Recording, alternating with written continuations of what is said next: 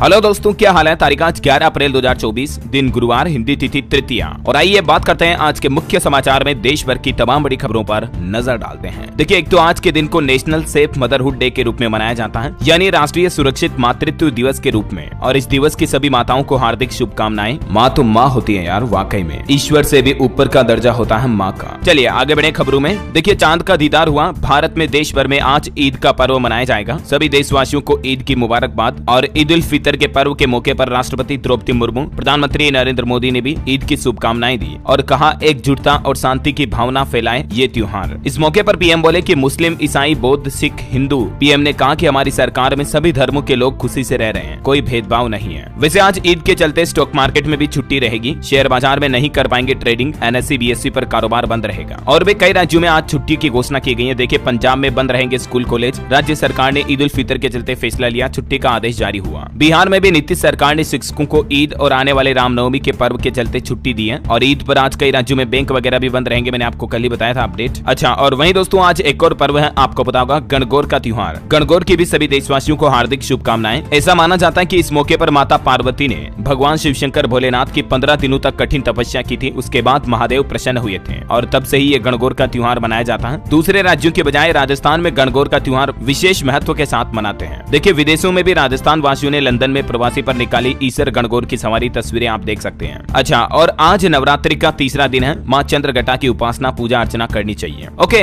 ये तो आज की कुछ खास बातें हो गई। और चलिए अब अपन आगे बढ़ते हैं फटाफट से खबरों की तरफ। देखिए, प्रधानमंत्री नरेंद्र मोदी ने कहा कि चीन के साथ रिश्ते हमारे अहम हैं, सीमा विवाद पर तत्काल चर्चा करना जरूरी है। यूएस मैगजीन को एक इंटरव्यू दिया पीएम मोदी ने और उसमें प्रधानमंत्री ने कहा कि भारत चीन बॉर्डर विवाद पर तत्काल चर्चा करनी चाहिए। डिप्लोमेटिक मिलिट्री लेवल पर बात करके शांति कायम कर सकते हैं। चलिए अगली बड़ी खबर देखिए। चुनावों के बीच चुनाव आयोग की तरफ से दिशा निर्देश जारी किए गए। अब होर्डिंग्स और पोस्टर पर यह छापना अनिवार्य होगा। दरअसल ऐसी शिकायतें मिल रही थी कि कई सारे ऐसे पोस्टर लगा दिए गए हैं जिनको किसने बनाया ये पता ही नहीं है। तो इन्हीं शिकायतों के बीच चुनाव आयोग ने ये फैसला लिया कि सड़कों के किनारे जो भी होर्डिंग्स लगाए जाते हैं बड़े बड़े, उन पर मुद्रक और प्रकाशक की पहचान होना जरूरी होगा। यानी ये होर्डिंग किसके द्वारा प्रिंट किया गया, उसके प्रकाशन की जानकारी भी होर्डिंग पर लगाना कंपलसरी होगा ना। चलिए खबर देखिए आप। प्रधानमंत्री नरेंद्र मोदी ने तमिलनाडु में जनसभा की। यहाँ बोले कि डीएमके और कांग्रेस फैमिली पार्टियां हैं, इंडी गठबंधन देश को बांटने में लगा है। नागपुर में पीएम ने कहा कि 10 साल का विकास तो सिर्फ ट्रेलर है, पिक्चर अभी बाकी है। और प्रधानमंत्री के इस तमिलनाडु दौरे के दौरान तमिलनाडु के मुख्यमंत्री स्टालिन ने भी मोदी की गारंटी को चुनौती बताया। कहा कि बीजेपी सत्ता में आए तो चीन के कब्जाए इलाकों को वापस लेने की गारंटी दे। वैसे इसी चीन मुद्दे को लेकर हमारे देश के विदेश मंत्री एस जयशंकर ने भी क्या बयान दिया, देखिए आप। वो बोले कि नेहरू नहीं चाहते थे भारत बने यूएनएससी का स्थायी सदस्य, क्योंकि उन्होंने चीन का पक्ष लिया। अगर मैं पीएम होता तो देश का हित देखता और भारत को सदस्य बनाता। चलिए अगली खबर देखिए। एक अमेरिकी राजदूत बोले कि अगर भविष्य देखना है तो भारत आइए, यहाँ रहना सौभाग्य की बात है। हम भारत उपदेश देने नहीं बल्कि सीखने आते हैं। ये वाकई में हिंदुस्तान के लिए बड़े गर्व की बात है कि अमेरिका जैसे विकसित देश का एक राजदूत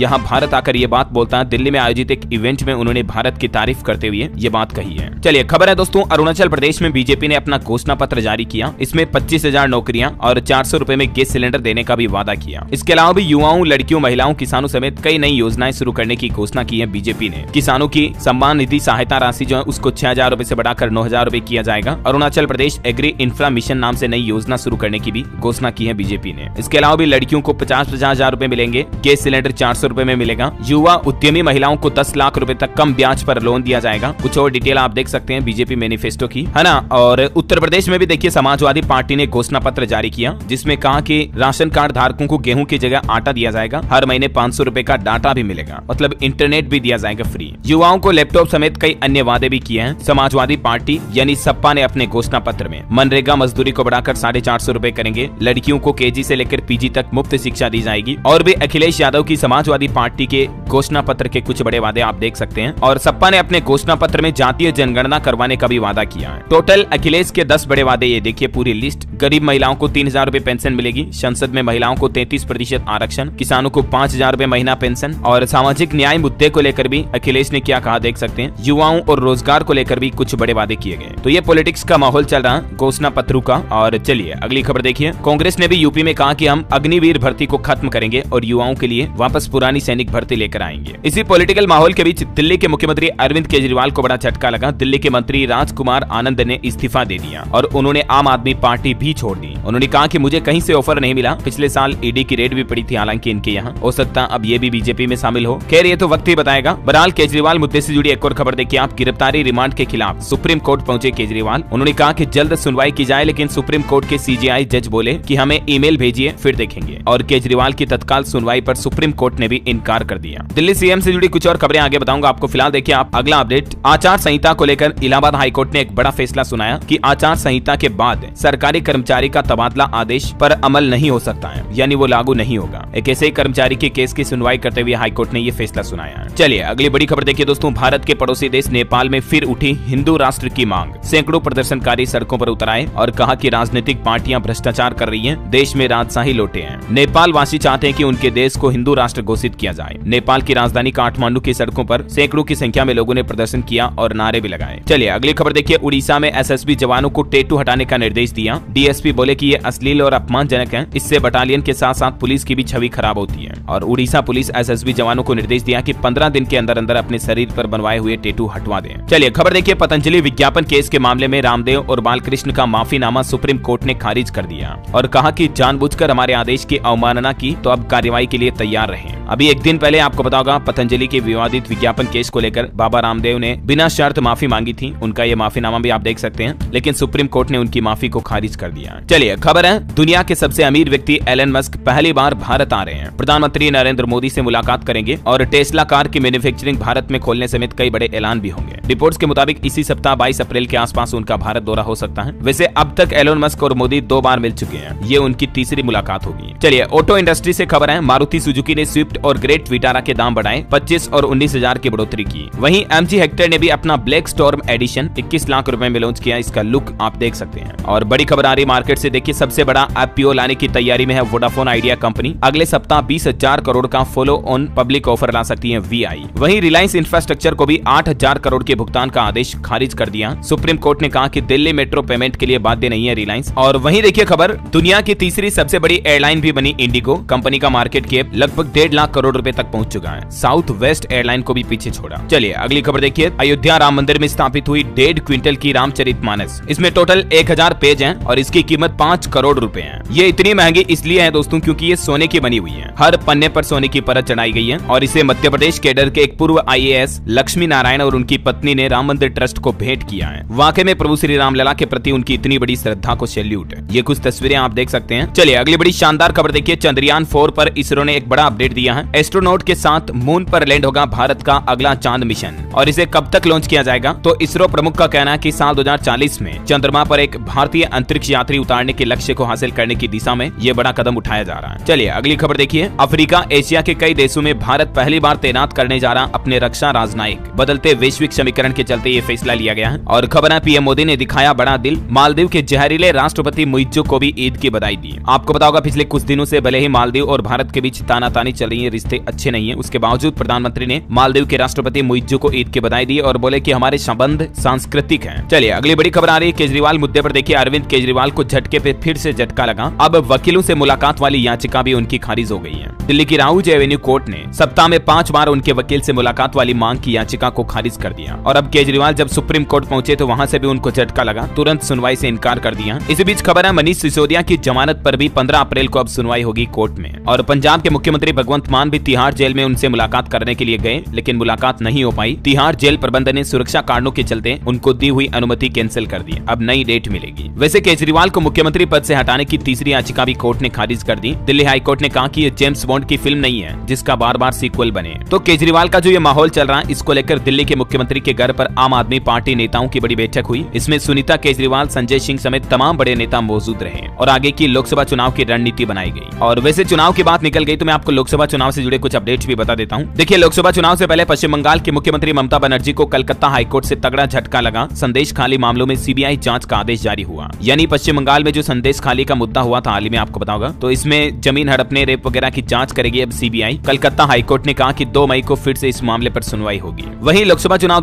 2024 के लिए बीजेपी ने 10वीं लिस्ट भी जारी की। इसमें टोटल 9 नाम है। किरण खेर और रीता बहुगुणा का टिकट काटा गया। भाजपा ने उत्तर प्रदेश में भी 7 सीटों पर प्रत्याशी उतारे, 5 चेहरे बदले गए। डिम्पल के सामने जयवीर सिंह को उतारा, रीता बहुगुणा की जगह केसरीनाथ त्रिपाठी के बेटे को टिकट मिला। उत्तर प्रदेश में अखिलेश यादव भी बोले कि हमारी सरकार बनी तो साल 2025 तक जाति आधारित जनगणना करेंगे। तो वहीं इधर पश्चिमी उत्तर प्रदेश में 10 बड़ी रैलियां करेगी मायावती। बसपा प्रमुख 14 अप्रैल से फील्ड में उतरेगी। 12 लोकसभा सीटों पर लगातार इनकी रैलियां होगी। और मध्य प्रदेश से भी खबर आ रही है, राज्य में 49,000 मतदान केंद्रों में तीसरी आंख लगाई जाएगी, यानी कि सीसीटीवी कैमरे लगाए जाएंगे। विवाद और हिंसात्मक एक्टिविटीज पर सख्त हुआ चुनाव आयोग। वोटिंग के लिए टोटल 65,000 बूथ बनाए जाएंगे राज्य में। इधर राजस्थान में देखिए, रविंद्र सिंह भाटी ने बीजेपी की टेंशन बढ़ा दी है और अब इनके इलाके में प्रधानमंत्री नरेंद्र मोदी ने कमान संभाली। राजस्थान की बाड़मेर और जैसलमेर लोकसभा सीटों पर रविंद्र सिंह भाटी ने निर्दलीय उम्मीदवार के तौर पर नामांकन दर्ज कर लिया है। और इसी बीच राजस्थान के करौली में आज प्रधानमंत्री नरेंद्र मोदी खुद चुनाव प्रचार के लिए भी जा रहे हैं। और आज राजस्थान के अलावा उत्तराखंड ऋषिकेश में भी चुनावी रैली करेंगे प्रधानमंत्री, और इसलिए सुरक्षा व्यवस्थाएं भी चाक चौबंद की गई। ओके, पॉलिटिक्स के बाद आगे बढ़ते हैं खबरों में। देखिए, आज की हेल्थ न्यूज में बड़ी खबर सामने आ रही है कि मर्दों से ज्यादा औरतों में किडनी की बीमारी का खतरा होता है। हालिया वैज्ञानिकों की रिसर्च में यह पता चला है कि महिलाओं में प्रेगनेंसी, मोटापा और यूटीआई का बड़ा रिस्क होता है। डायलिसिस 1/3 से भी कम महिलाएं कराती हैं। पूरी दुनिया में तकरीबन 85 करोड़ से भी ज्यादा लोग किडनी की बीमारी से जूझ रहे हैं, जो कि डायबिटीज रोगियों से भी दुगुना है। और महिलाओं को लेकर हुई रिसर्च में ये चौंकाने वाले आंकड़े सामने आए हैं। एक रिपोर्ट ये भी सामने आ रही है कि ई सिगरेट से 19% तक हार्ट अटैक का जोखिम भी बढ़ जाता है। हालांकि भारत में तो ई सिगरेट को बैन कर रखा है, उसके बाद भी कई काला बाजारी होती है, लेकिन नॉर्मल सिगरेट की बजाय ई सिगरेट और ज्यादा हार्ट अटैक का रिस्क बढ़ाती है। और खबर देखिए, दारू की जमाखोरी रोकने के लिए केंद्र सरकार ने बड़ा कदम उठाया। सभी राज्य सरकारों को निर्देश दिया कि सभी कारोबारियों को हर हफ्ता अपने स्टॉक की जानकारी देनी होगी। बहरहाल अभी तो कुछ और महत्वपूर्ण और काम की खबरें देखेंगे दोस्तों, लेकिन फिलहाल आज के मौसम समाचार पर नजर डाल लेते हैं। देखिए, मध्य प्रदेश, उत्तर प्रदेश समेत देश के कई राज्यों में बारिश हुई, ओले भी गिरे और अगले सप्ताह भर तक मौसम ऐसा ही रहने वाला है। छत्तीसगढ़ समेत 12 राज्यों में अभी भी बारिश का अलर्ट है। जम्मू कश्मीर, हिमाचल में 3 दिन बाद बर्फबारी की भी चेतावनी है। देखिए कुछ राज्यों के हालात। राजस्थान के 16 जिलों में आज भी ओलावृष्टि यानी ओले गिरने और बारिश का अलर्ट है। 12 अप्रैल से आंधी वगैरह भी चलेगी। 60 किलोमीटर प्रति घंटा की रफ्तार से हवाएं चल सकती हैं। कल भी राजस्थान के कई जिलों में बारिश हुई, ओले गिरे, धौलपुर, जयपुर वगैरह में। मध्य प्रदेश में भी भोपाल में आंधी के साथ तेज बारिश हुई, ओले गिरे, तस्वीरें आप देख सकते हैं। एमपी में भोपाल, उज्जैन समेत कई जिलों में आंधी बारिश के साथ पानी गिरा और अगले 24 घंटे यहाँ अभी भी भारी बारिश की संभावना है 21 जिलों में। इधर छत्तीसगढ़ में भी फिर से बदला मौसम, गरज चमक के साथ तेज बारिश देखी गई। बिलासपुर, राजनांदगांव समेत 7 जिलों में आंधी बारिश की संभावना है, ऑरेंज अलर्ट जारी हुआ। उत्तर प्रदेश में कानपुर समेत कई जिलों में आंधी के साथ तेज बारिश हुई, टिन शेड भी उड़ गई, कुछ तस्वीरें आप देख सकते हैं। बिजली का तार टूटने से गेहूं की फसलें भी जल गई। देखिए आप, सिर्फ यूपी श्रावस्ती में ही आग ने तांडव मचा दिया। 200 किसानों की तकरीबन हजारों बीघा गेहूं की फसल जलकर राख हुई,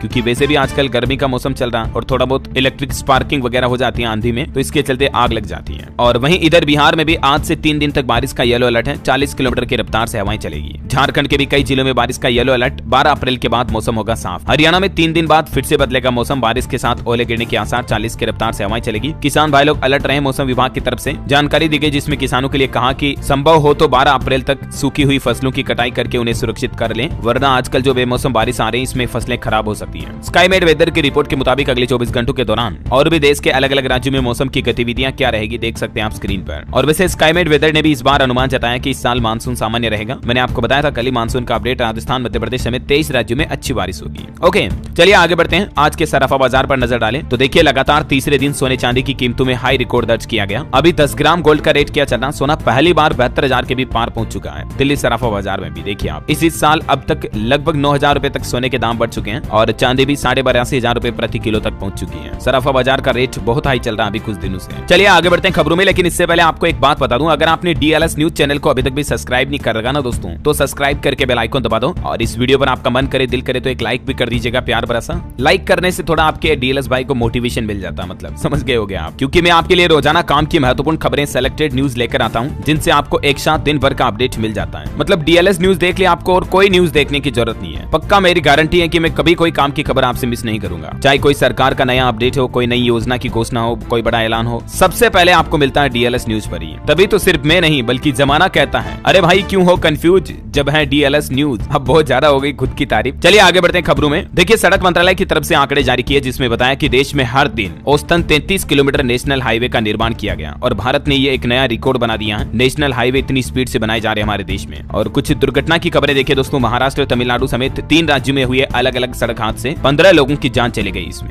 महाराष्ट्र में तो एक अनोखी घटना हो गई। देखिए आप, कुएं में बिल्ली गिर गई और उसको बचाने के लिए परिवार उतरा तो 5 लोगों की जान चली गई क्योंकि ये कुएं में उतरे थे और जहरीली गैस भरी थी कुएं में। महाराष्ट्र के अहमदनगर जिले में यह बड़ा हादसा हुआ। देखिए मतलब क्या कहोगे इसे, बदकिस्मती या कुछ और। चलिए अगला अपडेट आ रहा, ओला कंपनी विदेशों में अपनी कैब सर्विस बंद करेगी, भारत के कारोबार पर ध्यान देने की योजना है। खबर है बिहार में 48 फसल व फूड आइटम को मिलेगा जीआई टैग, राष्ट्रीय स्तर पर इनको पहचान मिल पाएगी। कुछ डिटेल्स आप देख सकते हैं इसके बारे में। और वहीं देखिए बड़ी अच्छी खबर, अब व्हाट्सएप पर भी बुक कर सकेंगे आप बस की टिकट, क्यूआर कोड से पेमेंट करने का ऑप्शन भी मिलेगा। दिल्ली एनसीआर में रहने वाले लोगों के लिए खुशखबरी है, व्हाट्सएप से डीटीसी के बसें टिकट बुक करने की सुविधा शुरू हो चुकी है और इसके लिए ये व्हाट्सएप नंबर भी जारी हुआ। इस नंबर को आपको अपने फोन में सेव करना और उस पर हाई लिख करके मैसेज भेजना है। ओके, और अगला अपडेट देखिए आप, इंडियन रेलवे की भी शानदार पहल, हवाई जहाज और मल्टीप्लेक्स की तरह अब ट्रेन में भी आपको अपनी मनपसंद सीट मिल पाएगी। रेलवे की तरफ से एक नया सॉफ्टवेयर तैयार किया गया है। मतलब अगर आपका कोई रिश्तेदार या परिचित पहले से ट्रेन में सफर कर रहा है, ठीक है, और आपको उनके पास वाली सीट पर रिजर्वेशन करवाना है, मतलब उस सीट को बुक करना, तो ये भी अब संभव हो पाएगा रेलवे के इस नए सॉफ्टवेयर की मदद से, है ना। और टेक्नोलॉजी से जुड़े कुछ अपडेट देखिए आप, फेसबुक मैसेंजर में एक नया बड़ा काम का फीचर आ रहा है व्हाट्सएप की तरह, इसमें भी आप एचडी फोटो भेज पाएंगे। और व्हाट्सएप भी एक नया एडिटिंग टूल लेकर आ रहा है जिसमें वीडियो पर आप टेक्स्ट लिख पाएंगे, फोटो को भी व्हाट्सएप में ही एडिट कर पाएंगे, जीआईएफ वगैरह पर भी टेक्स्ट लिख सकेंगे। व्हाट्सएप के अगले नेक्स्ट अपडेट में आपको ये शानदार फीचर मिलेंगे। चलिए अगली खबर देखिए, विद्युत उपभोक्ताओं के लिए जरूरी खबर है, अब इन ऐप से फिर से कर सकेंगे बिजली बिलों का भुगतान। दरअसल हिमाचल प्रदेश में अब बिजली उपभोक्ता बीबीपीएस प्रणाली के माध्यम से भी बिजली बिलों का वापस अपना भुगतान कर पाएंगे। चलिए खबर आ रही, भोजपुरी सिंगर पवन सिंह ने लोकसभा चुनाव लड़ने का ऐलान किया, एनडीए के उपेंद्र कुशवाहा से इनका मुकाबला होगा। राजस्थान के किसानों के लिए अच्छी खबर है, उत्कर्ष किसान मोबाइल ऐप 17 अप्रैल को लॉन्च होगा और इस ऐप की मदद से किसान भाई लोग सीधे अपना अनाज व खाद्य पदार्थ, बीज वगैरह बेच सकेंगे। महिलाओं को अपनी प्रतिभा व हुनर दिखाने का भी मौका मिलेगा इसमें। 17 अप्रैल को इसे लॉन्च किया जाएगा। और खबर है, बीमारी का अब 30 मिनट में लगेगा पता। राजस्थान में आईआईटी जोधपुर के स्टूडेंट ने तैयार किया एक अनोखा सेंसर। एलिजा और पीसीआर टेस्ट से 10 घंटे लगते थे, लेकिन अब 30 मिनट में कई अनोखी बीमारियों का पता लगाया जा सकेगा। देखिए मतलब भारत के युवाओं का इनोवेशन, कौन कहता है कि भारत के युवा किससे पीछे आखिर। चलिए बड़ी खबर आ रही, छत्तीसगढ़ में कश्मीर जैसे टारगेट बेस्ड नक्सल ऑपरेशन लॉन्च किया जाएगा। केंद्रीय गृह सचिव और आईबी चीफ ने 10 राज्यों के चीफ सेक्रेटरी और डीजीपी से बैठक के दौरान ये प्लान भी बनाया। वैसे छत्तीसगढ़ में शराब घोटाला पर भी बड़ी खबर आ रही है, नए सिरे से जांच करेगी ईडी। ईओडब्ल्यू की एफआईआर को आधार बनाकर नई ईसीआईआर दर्ज की गई। पूर्व आबकारी मंत्री समेत 71 लोग इसमें आरोपी हैं। और खबर देखिए, उत्तर प्रदेश में भी रमजान मुबारक के 30 रोजे पूरे हुए, चांद का दीदार हुआ, आज ईद मनेगी। मुख्यमंत्री योगी आदित्यनाथ ने भी प्रदेशवासियों को ईद की बधाई दी। और देखिए उत्तर प्रदेश मेरठ में सीएम योगी बोले कि शब की गर्मी शांत हो गई, माफिया को कोर्ट में रगड़ा, पेंट गीली हो गई, निर्दोष को मारोगे तो मिट्टी भी नसीब नहीं होगी। सीएम योगी ने माफियाओं पर सख्त तीखे शब्दों से वार किया सीधा। और खबर देखिए, बिहार में बिहार प्रभारी ने जारी किया कांग्रेस का गारंटी कार्ड। मोहन प्रकाश बोले कि अपने वोटरों को लिखित गारंटी दे रहे हैं। पप्पू यादव के सवाल पर भी चुप्पी साधी। इधर हरियाणा में मनोहर लाल खट्टर ने कहा कि हमने जो कुंवारा पेंशन योजना शुरू की वो अपने लिए शुरू नहीं की। वो बोले कि कुछ लोगों की शादी नहीं होती है, उनकी उम्र बढ़ जाती है, इसलिए अविवाहितों के लिए हरियाणा में 45 साल की उम्र में पेंशन की योजना शुरू की गई है। और बड़ी खबर देखिए, 22 अप्रैल को चंडीगढ़ में बिजली कर्मचारी करेंगे प्रदर्शन। गैर कानूनी छटनी से वो नाराज हैं, विजिलेंस जांच करवाने की भी मांग कर रहे हैं। हिमाचल प्रदेश पहुंची कंगना रनौत ने हिमाचल के मंत्री के बीफ वाले आरोप को खारिज करते हुए कहा कि मैंने कभी गोमांस नहीं खाया। विक्रमादित्य ने क्वीन ऑफ कंट्रोवर्सी बताया। और बड़ी खबर आ रही है, संसद और राम मंदिर की सुरक्षा से अब हटेंगे सीआरपीएफ के जांबाज, अब वीआईपी सुरक्षा में दिखेगा पीडीजी का जलवा। अमरनाथ यात्रा पर अपडेट है, देश भर की 540 बैंक शाखाओं में होगा अग्रिम यात्री पंजीकरण। 15 अप्रैल से ही अमरनाथ यात्रा के लिए रजिस्ट्रेशन शुरू हो जाएंगे, मैंने आपको बताया था कल ही अपडेट। तो इसके लिए Punjab national bank, Jammu Kashmir bank, state bank of India समेत यस बैंक वगैरह की टोटल 540 शाखाएं अधिकृत की है सरकार ने। ओके, और एजुकेशन से जुड़े कुछ अपडेट देखिए दोस्तों, अब कौशल शिक्षण में बेहतर प्रदर्शन करने पर स्टूडेंट्स को अलग से क्रेडिट भी मिलेंगे। सीबीएसई के द्वारा ये पायलट प्रोजेक्ट शुरू किया जा रहा है। जेईई एडवांस 2024 के लिए रजिस्ट्रेशन की डेट भी बदल चुकी है और अब स्टूडेंट 27 अप्रैल से ही आवेदन कर पाएंगे। वहीं देखिए खबर, दिल्ली जेएनयू में शुरू होगा हिंदू, बौद्ध और जैन का स्टडी सेंटर, यहाँ छात्र शोध करेंगे। वहीं उन छात्रों के लिए भी अच्छी खबर है जिन्होंने इंटर में संस्कृत नहीं पढ़ी है ना, तो भी वो शास्त्री में एडमिशन ले पाएंगे। विद्यार्थियों को इससे राहत मिलेगी। उत्तर प्रदेश वाराणसी संपूर्णानंद संस्कृत विश्वविद्यालय की तरफ से ये छूट दी गई है। और खबर है, सैनिक स्कूलों के निजीकरण की खबर पर कांग्रेस अध्यक्ष मल्लिकार्जुन खड़गे ने आपत्ति जताई। देश की राष्ट्रपति द्रौपदी मुर्मू को चिट्ठी भी लिखी। हालांकि सरकार बिहार ने इन खबरों को खारिज कर दिया। चलिए खेल समाचार पर खबर है, राशिद ने आखिरी गेंद पर चौका जमाकर गुजरात को जीताया और ये आईपीएल 2024 में राजस्थान की पहली हार हुई। शुभमन गिल ने टोटल 72 रन बनाए, 50 भी लगाई। मतलब गुजरात टाइटंस और राजस्थान रॉयल्स के बीच जो मुकाबला था कल। और